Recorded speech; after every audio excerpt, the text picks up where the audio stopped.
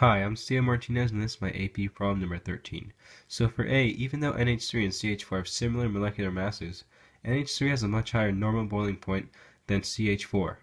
So NH3 has hydrogen bonding and London dispersion forces as intermolecular forces, while CH4 only has London dispersion forces as an intermolecular force. The hydrogen bonding in NH3 is a much stronger intermolecular force than the London dispersion forces in CH4, so it takes much more energy to break the intermolecular forces in NH3, which is why NH3 has a much higher boiling point than CH4.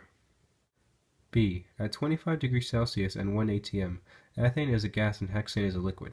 So ethane and hexane both have London dispersion forces as intermolecular forces.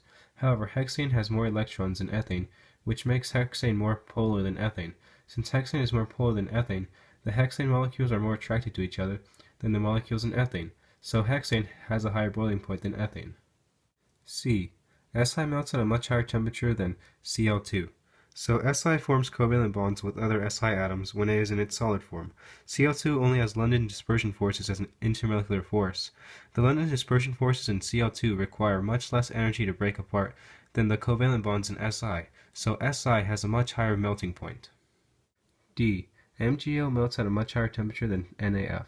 Mg needs to lose 2 electrons to fill its octet, and O has to gain 2 electrons to fill its octet, so MgO forms a double bond. Na needs to lose 1 electron to have an octet, and F needs to gain 1 electron to fill its octet, so NaF forms a single bond. It requires more energy to break apart a double bond than a single bond, so MgO has a higher melting point.